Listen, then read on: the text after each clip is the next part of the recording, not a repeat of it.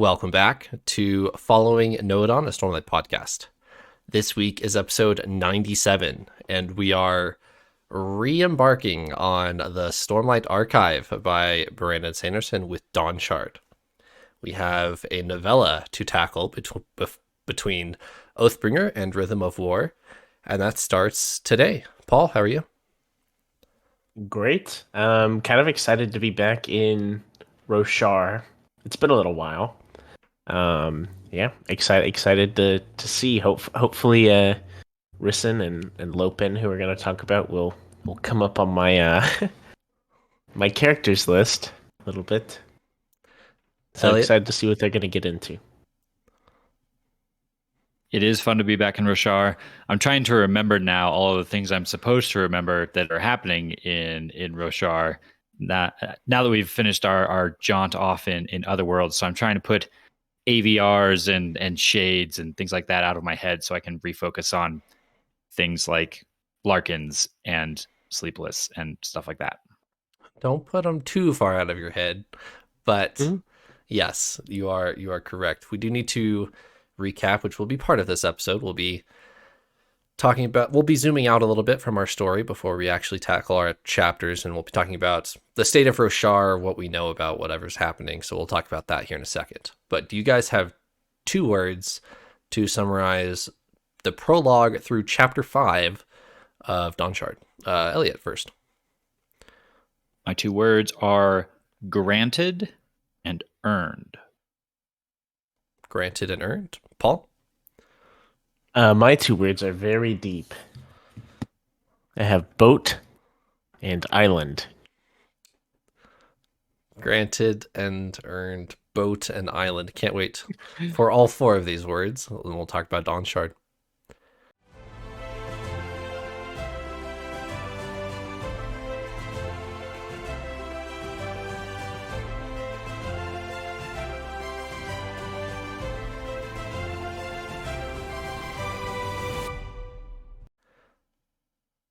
All right. I want to open this episode with a little bit of context for you guys on Dawnshard. For me, specifically as a Stormlight Archive fan, I picked up the Stormlight Archive coincidentally about 2 months after Oathbringer came out, and I devoured the whole thing. I loved it. I instantly reread it. And then I reread it again, and then I told everybody I knew that they needed to read it. And since I have read and reread the first 3 books and Edge Dancer of the Stormlight Archive, starting now, we are entering a very fuzzy and faded part of my brain where I binged this book and Rhythm of War. This book in about 2 days, Rhythm of War in about 4 days. And I've read them both once. I remember the main plot points, the main takeaways, the Sanderlanche at the end, that's pretty unforgettable. But as far as, 80% of the content, I'm fairly new to this. And I had to wait for this. It's 3 years. I read Oathbringer right when it came out, and then I waited for so long and finally got Dawnshard 3 years later after reading Oathbringer, which is not the case for you guys. We are 2.5, 3 months removed from Oathbringer, if even that. So count yourselves lucky. Your time to wait will come, which will be for probably Stormlight 5, but the wait for you guys is a lot shorter than the wait for me was. Oh. See who has the advantage now.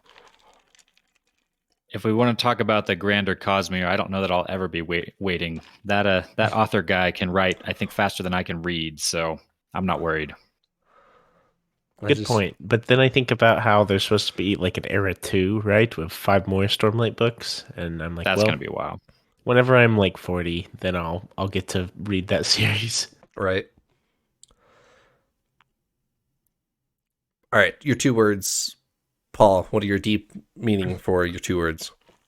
Oh, yes, very deep. Well, you see, our characters here are about to go on an excursion to an island. Okay. to explore the island. And the way that they're going to get there is actually by using what's called a boat, and which was my second word. That's where that comes into play. And so they're going to be using a boat and going to an island. That's what I know so far, and that's what I'm taking away. The boat is called the Wandersail, which is very cool because we know about that. We read the Wandersail chapter in Darathil and all that story. So, super fun. Those Stormlight trivia episodes are serving you well now. Yes, exactly. Yeah, I know so many useful facts like about Darathil, who isn't really a character in our stories, but was referenced as a story in the story once. So, very fun. Elliot, your 2 words?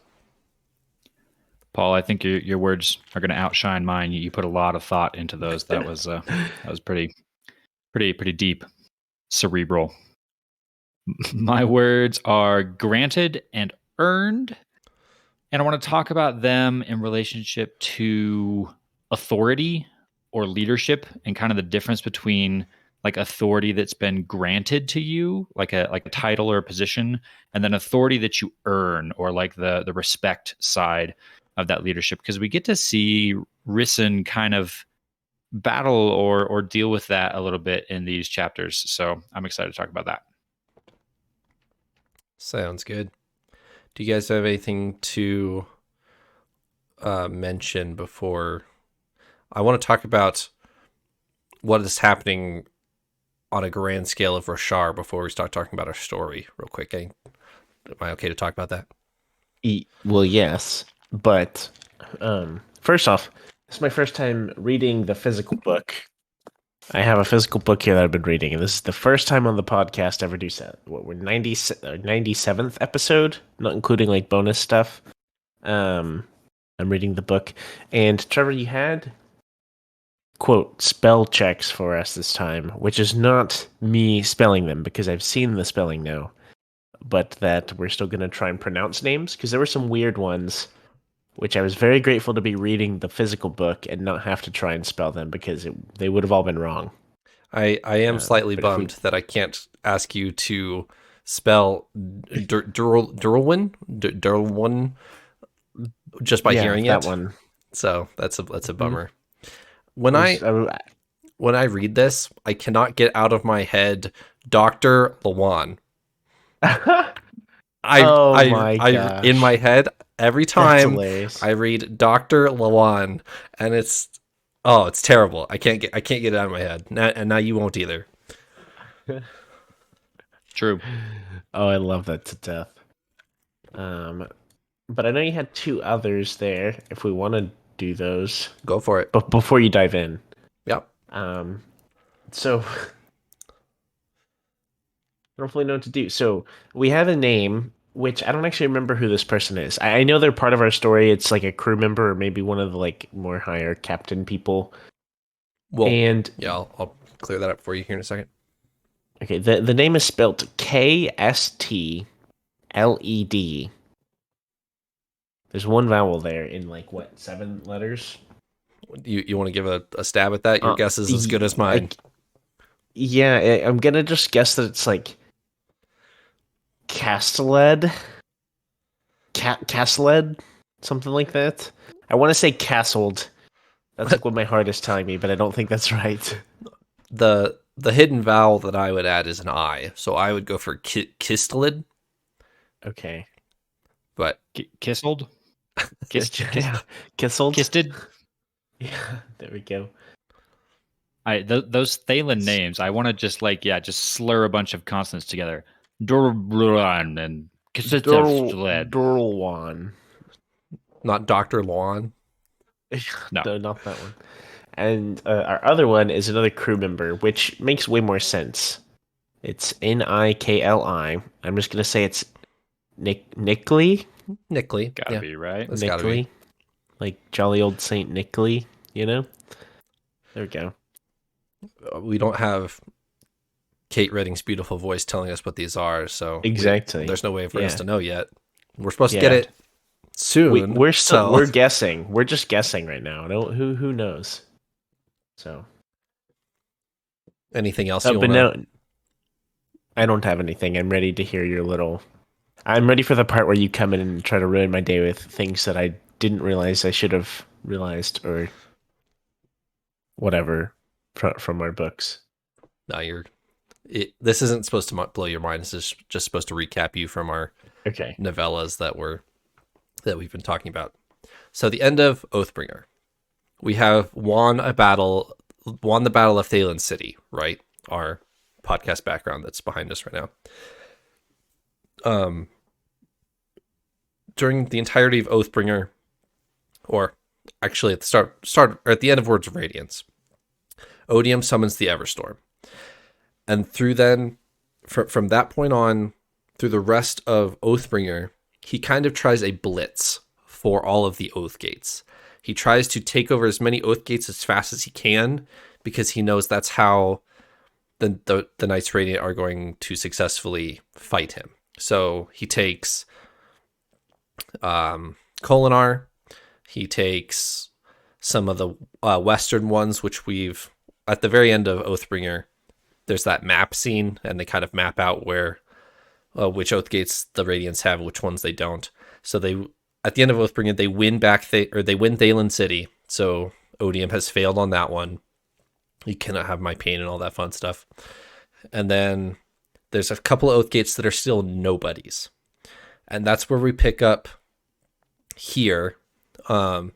We are going to, by the end of this episode, we will be on a voyage towards Aemia, which we know has an Oath Gate on it. And so that's where this takes place, is sometime between Oathbringer, the end of Oathbringer, and the beginning of Rhythm of War. There's a 1 year time difference. And whether this story is closer to Oathbringer or closer to Rhythm of War, I'm not entirely sure. It's somewhere in there, though. And there's probably an answer to that. Our comments section can probably answer that for you guys. And it's somewhere in there, and we're going on this voyage to Aemia to see what we can find. There's a war happening. There's some battle lines that have been drawn on Roshar they're in a full-fledged war with the Voidbringers at this point. Anything else to leave out? I'm back. We're back in the world, getting in the right mindset. Mm-hmm.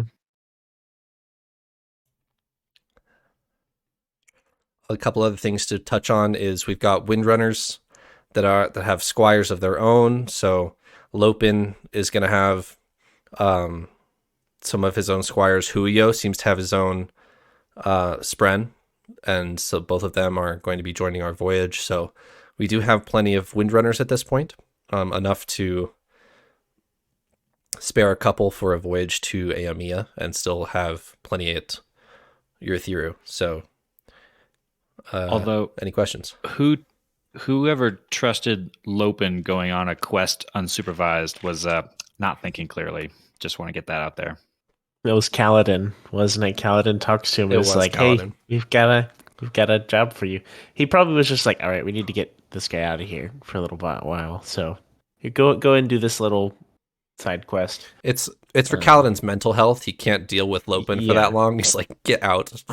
I'm done. And Lopin would want nothing more than a special quest, to be harsh. But the crew members who are like, whoa, a Knights Radiant is coming with us. I feel like they're going to be disappointed or confused or what. It'll be funny. I'm actually curious to see how that works out. I gotta say, we should talk about Lopin for a second here before we get into the chapters, actually. First off, Lopin is ridiculous. I just want to say that for these chapters. Like the lovable, you can't not like the guy, ridiculous, but you're just constantly like, oh, Lopin, you are Lopin. There's no other way to describe that. And it made me wonder, Trevor, you told us before, yes, the Lopin, which, by the way, I also noticed the narrator has started to call him the Lopin, which I get it. We're like getting it from Lopin's perspective, so it's like his thoughts, I guess. But I chuckled when I noticed the narrator is starting to call him the Lopin. Like, okay. Anyway, Trevor, you told us at one point that the Bridge 4 characters that we know are based on people that Brandon Sanderson knows in his life, or at least some of them. Right. So my question is, does Brandon Sanderson have a friend like this? I don't believe Lopin is one of them. They're like 80% of Bridge 4 are somebody, like, or at least a cameo or inspired by somebody that Brandon Sanderson knows, a close friend or whatever, but I don't believe Lopin is one of them. Be pretty hilarious if he did have someone in his life like this. And I gotta imagine someone inspired, this kind of personality that he's written into the Lopin. But yeah, that's pretty funny. I mean, Lopin's Spren grows 4 arms at the end of Oathbringer just to flip off Kaladin 4 times as he flies away. So what is there not to love about Lopin and his Spren? Right. Steve, they're supposed to be like counterbalancing, right? We talked about that before. And I feel like they're too similar. Oh, so is Lopin's Spren supposed to be like dark and moody, like Kaladin or something? Or just really like serious and humble, maybe. Okay, because Lopin is more prideful and like super flighty, ridiculous, goofy, But the Spren doesn't seem to be helping in that part. Real quick, before we start talk about our chapters, we'll get there eventually, I promise. What are your guys' expectations for Dawnshard? Are you excited for Dawnshard, or do you just want to get to Rhythm of War? Like, you can be honest here. Are you keeping the name of the book in mind and the ongoing joke we have on this podcast that everything is a Dawnshard? So are you guys excited to maybe define what that means? Or I'll stop talking. I am very excited to define what that means, and mostly for personal reasons, so that I'll get to look back and be like, "Wow, I was right." I cannot wait until I'm proven right. I'm being very sarcastic right now, by the way. I am like seriously. Eventually. Oh, for sure. Seriously though, I am very excited. And I'm kind of like, that's my prediction right now, is on this quest we're gonna learn what a Dawnshard is. I'm just going off the title there. But I that's my biggest question right now is, what's that? What are we gonna learn about that? I'm very excited for this story, mainly for Risen herself. When she first showed up in the first interlude we saw with her, was that back in Way of Kings even? She's gotten 1 interlude per book. I found her kind of annoying when we first met her. It was like, okay, I don't think I could stand very much of her. But the more we've seen of her, the more she's like intrigued me, and I actually really want to learn more about her character. So to get a story where we get to dive into, her character, I'm actually really excited about. So I also want to learn what a Dawnshard is. I also really just want to learn about Aemia in general. So yeah, it's going to be a nice, I think, little intro back into Rhythm of War. I have one other thought, right quick, before we move forward. I think this is the first time that I'm really way more excited about what we're going to learn about the world that we're going to see, rather than like learning about our characters, seeing what they're going to go through. Because, yeah, I feel kind of similarly about Risen. I think Risen is going to go up on my list. Just, she seems to be kind of a level-headed leader here. And hopefully I'll like Lopin more too. I would love to see Lopin go to his next ideal, all that stuff. But I'm really curious to see what they're going to learn. But I'm not super invested in them as characters like I have been with Kaladin, Shallan, Dalinar, Adolin, Zeth, like the whole other crew. And so I think I have kind of a different like outlook or view on this book from the get-go. That is a good point, Lopin, about the ideal. Lopin's on ideal 2 right now, as far as we know. I mean, there could have been something in the time skip, but I doubt it. So he just said ideal 2 at the end of Oathbringer on accident almost. And both Teft and Kaladin are on Ideal 3 right now, so there's wiggle room for him to grow without passing our precious Kaladin. So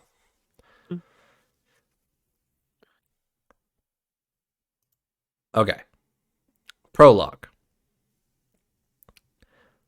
Were you guys expecting to see this name ever again? If you're talking about Yalb, the answer is no. Not at all. I thought we had lost him a long time ago. And I was excited because we liked him. I remember way back, like I remember those first Shalon chapters that we ever read. This is the Way of Kings Part 1 that we're talking about. Yeah. Yeah. And I remember y'all being like part of my favorite parts of those chapters was this goofy, good meaning sailor guy who's kind of helping Shalon out. And then he was gone for a while. And then when he teamed up with Shalon again, eventually he just kind of died right off the bat there. And it's like, oh, sad. And then here he is back again. So I was like, hey, all right, I'll take it. When I read this for the first time a little over a year ago, I was completely blown away that Yalb was alive. But as our friend Tim, who's been on the podcast a couple times, I was conversing with him that night that we got Dawnshard. He's like, "Oh yeah, I knew Yalb was alive," and I was like, "What? What? How?" And then he says, "Oh well, in Words of Radiance, Shalon stops to draw some flowers on her way to the Shattered Plains, and she randomly draws 3 people coming out of the water. It's just like an inspiration, and it pops into her mind. It's like 3 sailors crawling out of the ocean. And so it's like, yeah, so Yalb's alive. I'm like, what? What? What is that? I understand the reference, but why does that mean that Yalb is alive? I was confused. I missed that. That's quite the connection. I'm impressed. Way to go, Tim. That like very vaguely rings a bell for me. Like maybe I remember possibly. Shalon drew a lot of pictures in my defense. She drew a lot of. So you did get foreshadowing that Yalb was alive, but I missed it. I was not expecting it either.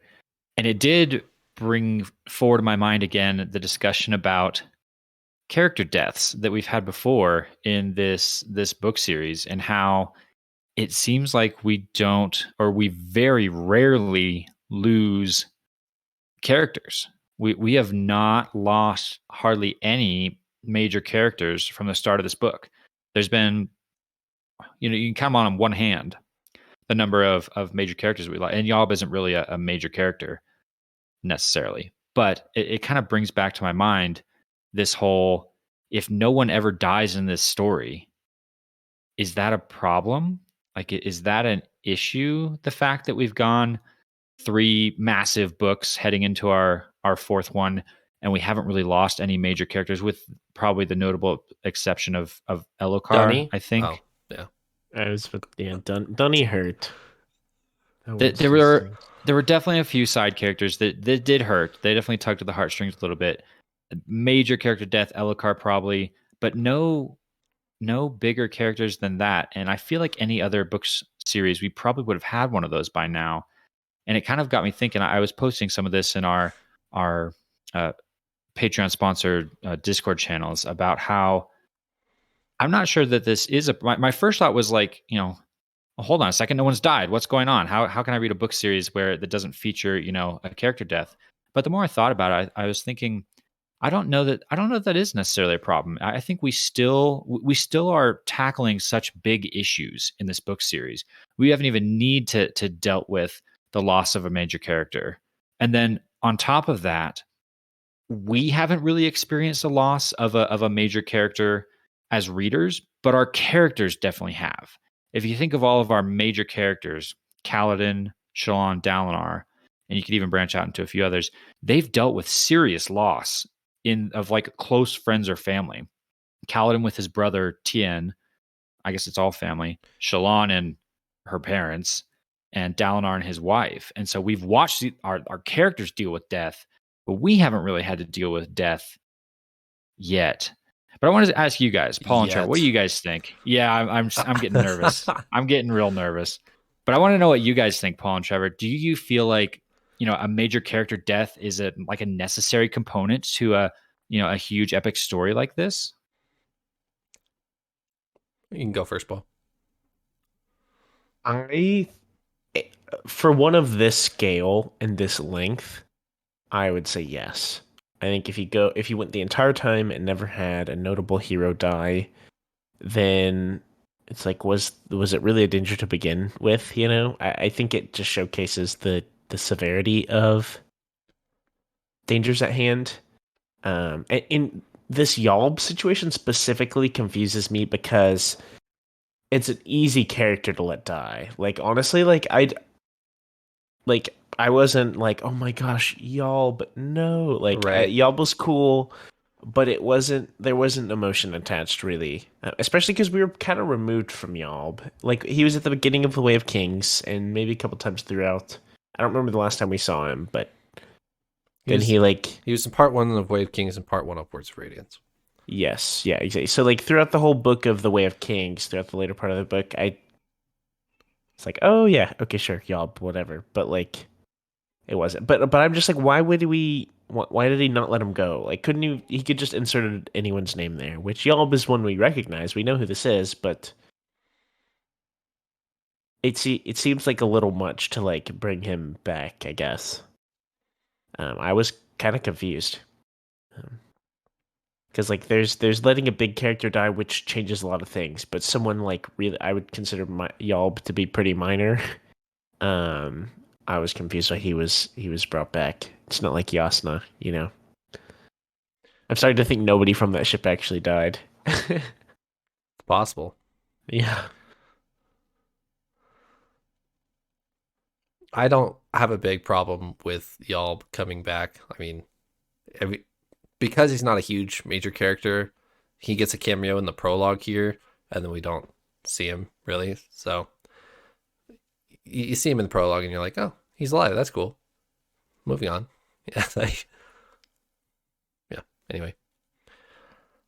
Well, we'll see what happens when we get into Rhythm of War. True.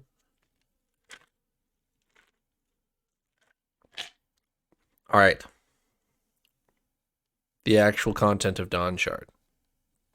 We get Cheery Cheery, our Larkin, at the end of Oathbringer, sucks in some void light and drains a Voidbringer of its void light in Thalen City. And then they can kill the Voidbringer because he doesn't have any regen juice. You guys remember the red investiture versus blue investiture talk about shades? A couple episodes, last episode. And how red investiture is corrupted. Corrupted, right. It's still the same magic system. It's just corrupted, in quotes. So Cheery Cheery can still feed off of it, but it's going to twist some insides, if you will. She can still drain, like the same way she could drain a Windrunner of their Stormlight, but when you do that to a Voidbringer, it's going to damage the Larkin. Does that make sense? So Cheery Cheery is sick, and the only idea anybody has for her is take her to Aomia, maybe they can help. Aomia is this big question mark on the map for years and years and years, and the Larkin are supposed to be from there. So go there and maybe Cheery Cheery will be saved. That's their hope. Did you guys pick up on that from chapter 1 through 5? I picked up on all those pieces. Hearing you say that in a sentence, though, helped me kind of piece all of that together. I didn't quite put together that Cheery Cheery was, corrupted by the void light, but that makes total sense given everything that we knew. So going to Aomia to try and fix that. Yes, I agree. I I didn't put it together that Chiri was sick because of like void light or corrupted light or whatever.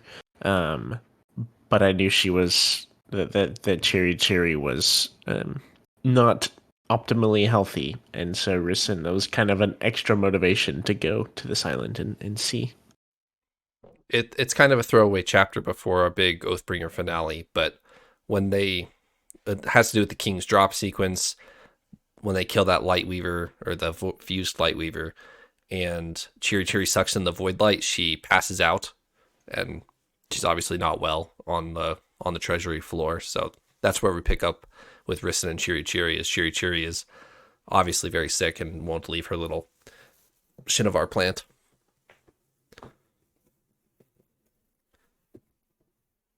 What do you guys know about Aomiya?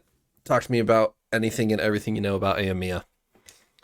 I remember Axis the Collector is Aomiyan, right? He is. That's the first thing that always pops into my head. That's the first thing that pops into my head too. And as we were starting these chapters, like getting into chapter 1, I kind of paused and was like, okay, I want to try and take stock of what I know about Aomiya so far. And it was Axis the Collector. But we also know, or at least we've heard reference of like 2 different types of Aomiyans. I don't remember which type Axis is, but we know there's 2 different types, right? A Dissian Aomiyan and a Simeon or something like that? Yeah, something like that. So there's at least 2 different types that we're looking for. We know that, well, we're going to Aomiya for Chiri, so no Larkins have to do something with Aomiya. We know from the interlude that we got in Oathbringer that Aomiya has to do with soul casting and fabrials somehow, because we had that interlude with, was it Kaza was her name? Yep. She was a soul caster, and she's like, almost completely consumed by her soul casting magic, trying to get to Aomiya to heal herself. Interesting, kind of similar parallels there. So we know fabrials and soul casting. We know that Aomiya was scoured at some point. Like, we don't really know, at least I don't recall like what that means specifically, but we know that's a thing, the scouring of Aomiya. And then we, again, from that interlude, we're also curious if Aomiya had something to do with the Sleepless or the Mr. Kremling Man, because we saw one of those in that interlude. So also it's surrounded by like a storm, right?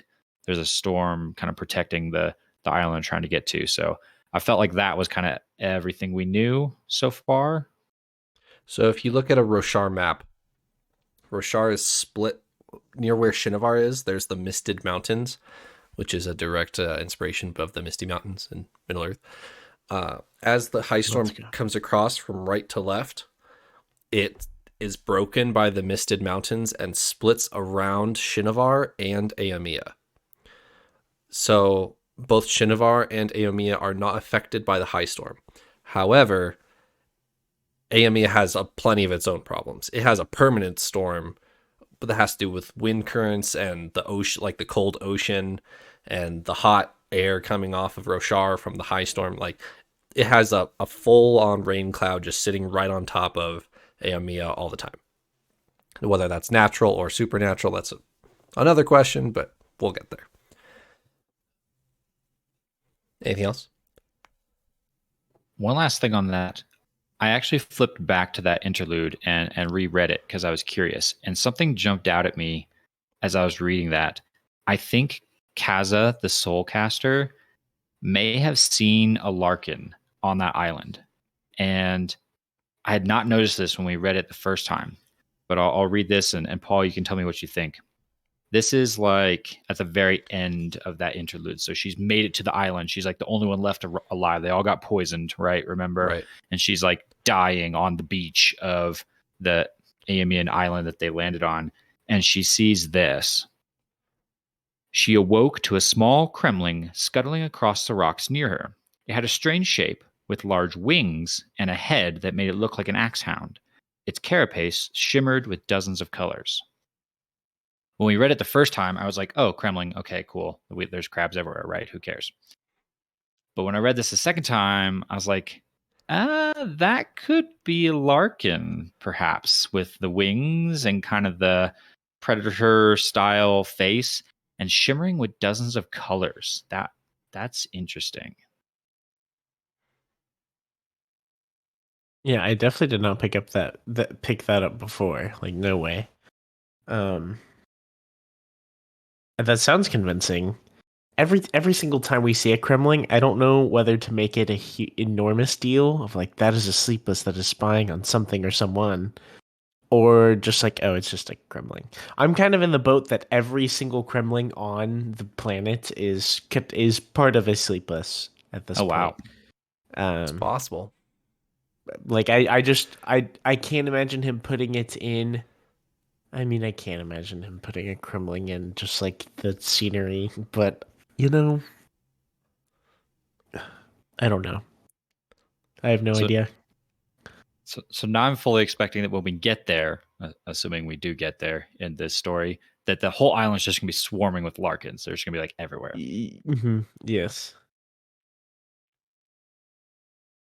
That and AVRs and Yes. what else? What else do we have? Shades and soul stamps. Yes. Those soul stamped shades that changed their past so that they were always Larkin.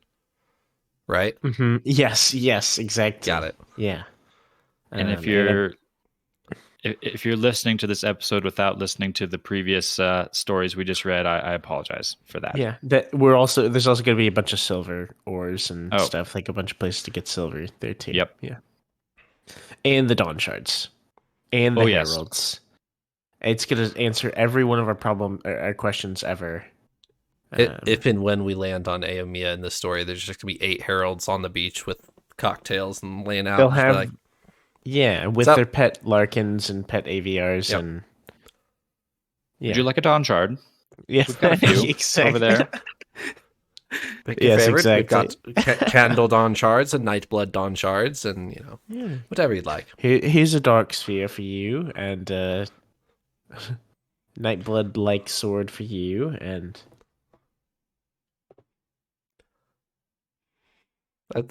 That's a good soundbite. I'll save that for later. I think we're on the right trail. I think so too. This one figured out. There's no point in honestly reading the rest of this. Like I think we've way to spoil it. Yeah, sorry guys. It's supposed to be spoiler free content. I'm so sorry. All right. Anything else before we embark on the voyage? We have a cast, which I'll go through, a cast of characters so that we can keep track of all of these new people. We have Rissyn and Cheery Cheery. We know them from before. Rissyn is our paralyzed Thalen or Reshi merchant. Thalen, Reshi, she's kind of both. I mean, she's Reshi, but she grew up in Thalena and around the world, so she's got all sorts of stuff. We have Lopin and Huio. Our Herdazian Windrunners from Urithiru have joined the... I almost said circus. have joined the voyage. We have Cord. That's rhythm of war. Yeah, sorry. When everyone joins the circus. The rhythm of war. The actual rhythm is da da da da da da da. Sorry. Oh my gosh. Okay, you're welcome. We have Cord. That's the funniest joke you've made, Trevor. Oh my gosh, I'm so proud. We have Cord, which is Rock's eldest daughter. Cord has a twin sister named of Gift, and Cord speaks Horneater and Vaden, and a little bit of Alethi. So the... Are you okay over there, Paul? It's hilarious. The rhythm of war. I'm so sorry. That's the funniest thing I've heard all day. I think reading a story about Lopin has affected us. We've got a bit of the ridiculous going around. I'm trying to contain myself. I really am. You can continue. I'll mute my mic. We have Rushu, who's also from Urithiru. She is an ardent, and she's our local engineer nerd, Eliot. and she was conscripted, appointed by Navani to join this voyage and be their fabrial lady. And so that's what she's there for. Is anything fabrial related, she will probably be part of the conversation. And then we have Durlwyn, Dr. Lawan. She is the captain of the Wandersail. As far as maritime structure goes, she is the captain of the vessel. Risen owns the ship. Like, she has the deed of ownership, but Durlwyn is the captain of the vessel. Her brother Kisteled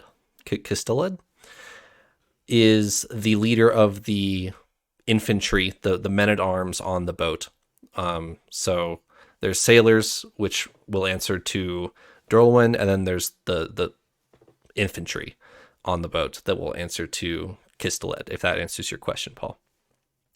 And then we also have Nickley, who is a porter and will assist Risen about the boat. She's paralyzed and needs some help climbing up and down the levels of the boat, and that's what Nickley is there for. Anyone else I'm missing? Any questions? I do want to talk about chapter 3 real quick, because it's funny. This is our first Lopen point of view since Oathbringer Part 2. And everybody who's about to go on the voyage comes to Navani in Urithiru as to kind of present the case of, let's go to Aemia. And they don't really have to sell it because Navani's interested to begin with. But they show up and Lopen's like, hey, I can fly. You want to see? And just picks some random, like the Reshi prince guy up and says, hey, let's fly. And lashes him straight up all the way to the top of Urithiru. And it's like, hey, check this out. And then Kaladin gives him a dressing down, as they say.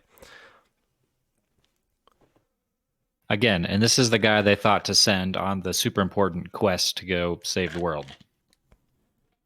Yeah, they don't know how important it is quite yet, but it's fairly important.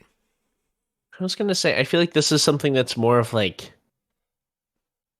not necessarily like this is going to save the world. Like, I don't think they sent their Save the World crew on this, but like an important crew, you know? Like, they're sending a surge, like a Knights Radiant, but like I can't think of a better word for this, so everyone take this with a grain of salt. Like an expendable one, you know? Like someone who, like, that sounds bad. Someone less crucial to things at hand, I guess. Says the person who has Lopen and Risen on bottom 5 of their character tier list. They're pretty bad. They're pretty low on my list. I'm sorry. But they're above Teft. I did think about, as Trevor was just reading off our list of crew there's not a lot of plot armor there on those characters. Just to point that out. We don't have any like key can't lose them types. That does make me maybe a little bit worried for this voyage. Like we just talked about, Brandon Sanderson doesn't seem to kill off characters hardly ever. So I'm honestly not actually worried at this point. But if you wanted to take a cynical view, you could say this ship could go down, like, and lose them all, perhaps. I do think it was funny that we mentioned not very many people die about the same prologue where a ghost ship was found and everybody on board died on trying to approach Aemia. Like, nobody we knew was on it besides Kaza in that interlude, but I just think it's funny that he never kills off anybody important, and then we're on a death mission to Aemia. Well, yeah, there's always going to be some red shirts, but yeah, I'm worried a little bit about this crew. Just something to point out about the Reshi King in Chapter 3. He is a Dustbringer that was mentioned, but also the first time we meet him is in the second interlude we get of Risen in Words of Radiance. And Risen falls off the big crab island thing and is granted Chiri Chiri from the Reshi King. Do you remember that? after she falls off the island. Mm-hmm. And just a little tidbit here, the Reshi king is canonically trans. Back then, it referred to the Reshi king as a woman, and now he is a man and is like Dustbringer healing towards a man's body, which is just an interesting little tidbit for you. Yeah. Good I to never know. noticed that. We are talking about the same person, if that Okay. was Yeah. that Okay. yeah, that's why I brought it up. Cool. That's some clarification. Yeah, I don't think I had noticed.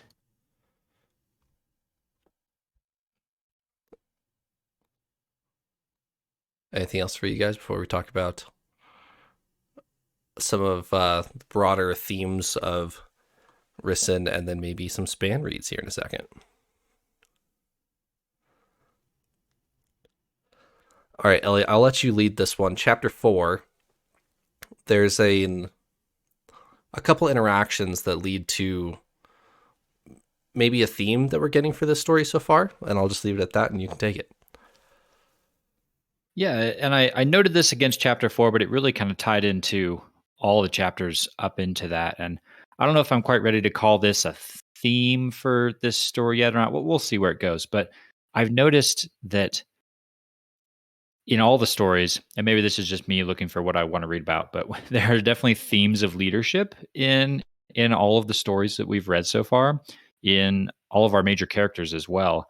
And here is Risen dealing with some, leadership discovery of her own as well.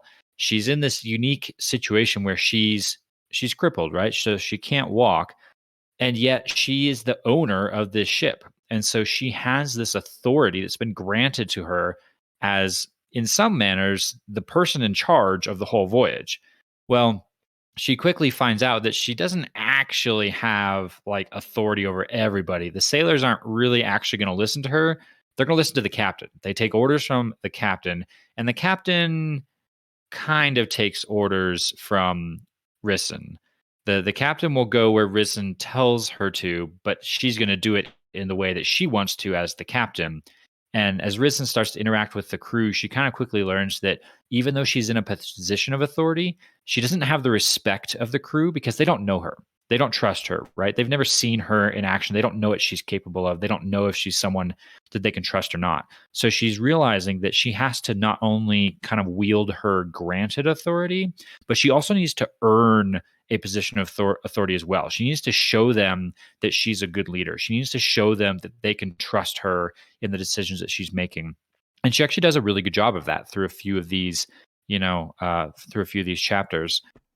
The importance of earning the respect of those that are following you. So interesting little exploration and theme there for Risen. I have one thing to add to that. Because I think what we mostly are seeing, or what I kind of predict we're going to keep seeing as well, is Risen owns the ship, like legally, like officially has the deed, whatever, owns the ship. And she's learned so much from, is it Vistim? Is that the name of her like little who she worked under? Or Bobsk? What's the term? Is it Babsk, whatever. And Vistim was very good at what he did. From what I know, he was excellent. And she really learned like everything from him. But it's different owning the ship and knowing what to do. That's still different from doing it and harboring respect from a crew and leading. And I think we're kind of seeing her make that jump of not just knowing what to do or where to go and the tools to do it, but like doing that and kind of earning respect. And then she's also having kind of the internal struggle with, she's now crippled, and so it adds kind of another element of like insecurity with her and worrying about that. So Yep.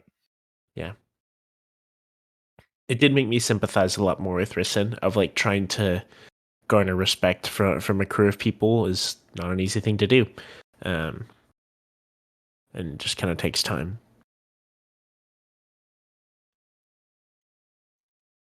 I don't have anything to add unless you want to talk about that more. Chapter 5, we get some interesting explanations on some science. And that's all I'll say. I'll turn it over to the science major in the bachelor masters in the call here, and he can talk about science. I'm an engineer, not a scientist. I want to make that clear. Do not claim to be a scientist out there. However, there was some parts of this chapter that really got my engineer brain spinning, and I got some answers to my engineering questions in the chapter, which was even better. Usually you're just stuck kind of wondering, oh yeah, I wonder how that works. No, we got an answer here in this chapter, which was super cool. And it was about the span reads. So they're talking about kind of how span reads work, and Rushu, I'm starting to like her. She like does some engineer splaining to the group, and she starts to teach them about span reads, and that's the point where I know most normal people kind of zone out, like blah blah, yeah, whatever. Engineer over here was like, "Ooh, yeah, tell me more, let's go." And so she explains, and she answers a question I've been wondering for a long time, which was, why do span reads not work on the ocean? And I actually need a little bit of help from our Discord folks on this one, but then Rushu actually answered it for me as well in the very next page that I was going to read after I chatted about it in the Discord. And she explains that span reads are paired fabrials. They're fabrials that are linked to each other so that they mimic each other's movements. So that's how the span read works. You grab one pen and you move it, and the other pen moves in the exact same manner and draws the same letters that you're drawing. Pretty cool science, magic, whatever you want to call it. But Rushu explains that when you're on the ocean, your ship is bobbing around and it's moving and it's swaying with the waves. And so that motion is also picked up by the fabrial. And then when translated over to the other one, it doesn't work. It confuses the fabrial, or you get this pen that's running around and jolting and going everywhere. So you have to be on solid land in order to communicate via fabrial, span read. But this got me wondering.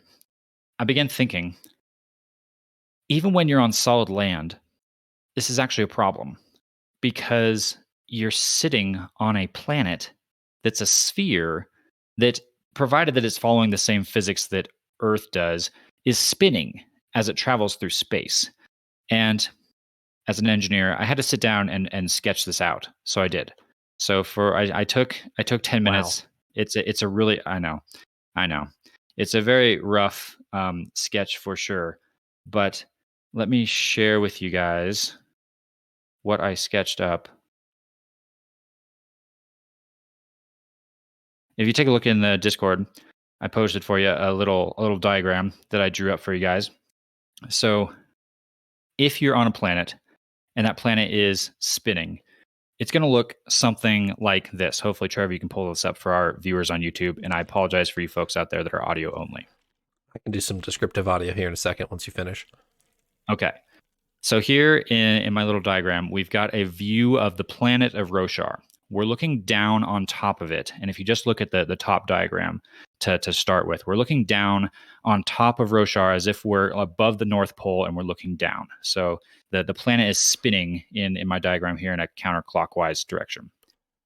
If you have one span read on one side of the planet at the top of my diagram, the little green scroll, and another span read on the other side of the planet in the orange scroll that you've got there, those 2 points on the edge of our sphere or our circle that is rotating actually have what's called tangential velocity. So as they're traveling in that rotational direction, their instantaneous movement is actually directly out perpendicular from the surface that they're on.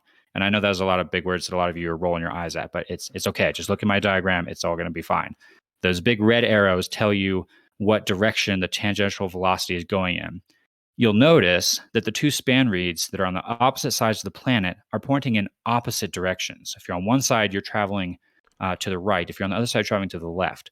So if you tried to communicate from one span read to the other, your pen is already moving in the opposite direction of the pen of the span read that you're trying to communicate to. So I immediately thought of this as like, oh, that's a problem. And then my second diagram there on the bottom half just shows you kind of what that looks like. Even if you're not on complete opposite sides of the planet, let's say you're on the same continent, like Roshar, you're just, closer but still further away. Even then, your arrows are still pointing in different directions. They're not completely aligned. So your movement is not in sync. Your reference frame is not the same. But I'll wrap this up real quick. I know I'm boring all of you guys to death. I'm kind of enjoying it for reference. I'm enjoying it. Brandon Sanderson thought of this, and he manages to explain it away, which I don't mean that as a slight at all. He does explain it away with one neat little sentence, but I don't mind that at all in a fictional work, just to be clear. I posted this question in the Discord. I was like, well, wait a second. This wouldn't work on a rotating planet. Well, if I just flipped over 2 more pages, Rushu the Ardent explains this to us by saying that the fabrials that are linked here are actually operating based on how the spren are being perceived by the users, which this fits with like what we know about spren in general, right? They behave in ways related to how the people perceive them. And so if it's less about the actual reference frame and point that you're in and more about your perceived reference frame that you're in. So as long as you don't think too hard about the fact that you're on a spinning planet on the opposite side and going in the different direction than the one you're sending to, it's fine. The spren won't realize that, and you can communicate. But if you're on a ship where you know that you're bobbing up and down and moving around and the person on land is still, the spren pick up on that and it won't work. That was a really long explanation with a little bit of science and engineering, but that was my understanding of basically how span reads work now, and I really enjoyed it. Wow. My favorite part of that explanation was that at the end it's like, if you just don't think about it, yes, then the spren won't think about it, and then it'll be okay. Exactly. That is one of my absolute favorite parts of the cognitive realm and how it interacts. That if the general audience doesn't know that, then it doesn't exist. And so as Roshar becomes more Cosmere aware and they figure out they're on a spherical planet, span reads will stop working because they know that this will happen and span reads will stop working, which I just think is really funny.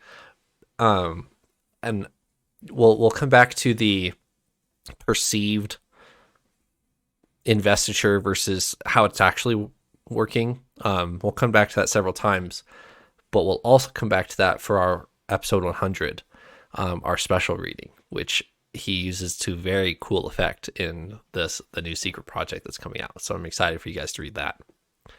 I'm looking forward to that. Anything else about your span reads? Nope. I think that covers it for span reads. I feel like I'm a semi-expert now. I even did a little bit of searching on the internet, which I know is dangerous. I have to be very careful about spoilers.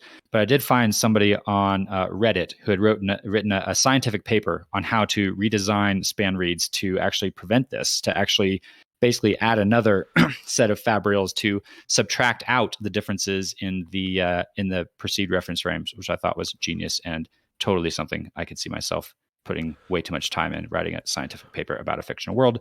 So kudos out to whoever that was. We have a full equation on how to do it. It's really funny.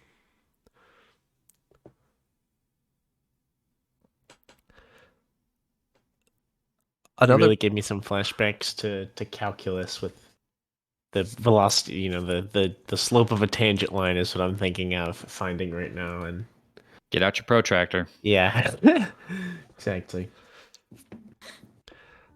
The other part of chapter 5 that I had to take away from was aluminum. They kind of start talking about some of the Ardents start talking about aluminum and how it can do interesting things to spren and fabrials. What'd you guys go about that? I didn't know anything too specific other than this is something we're going to have to watch. I mean, we just learned in our other stories that these metals seem to have powers that we should care more about. So seeing our Rosharians start to dabble into, okay, what can I do with different metals was interesting. So to see aluminum called out, I may have not thought too much about this beforehand, but after reading our stories, this definitely jumped out to me. Yeah, I'm kind of just waiting to figure out with aluminum. I've had thoughts about it because we've seen metals kind of all over, but aluminum has popped up a lot recently. But I don't really understand it, so I'm just waiting. The only thing that I would just point out right now is in Shadows for Silence, silver, or what?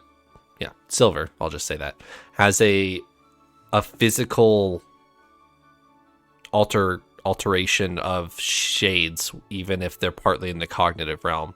Same thing with Spren here.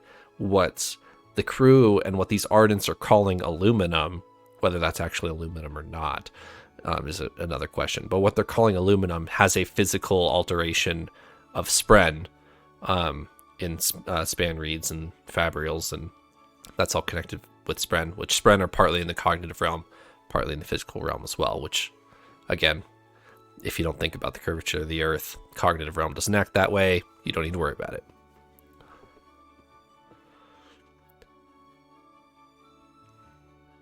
Anything else from Chapter 5 or these first chapters of Dawnshard? As always, I'm excited to read more, so we should do that. Yeah. Sounds good. Thanks for joining me, Paul and Eliot. We'll reconvene next week. Goodbye. See ya.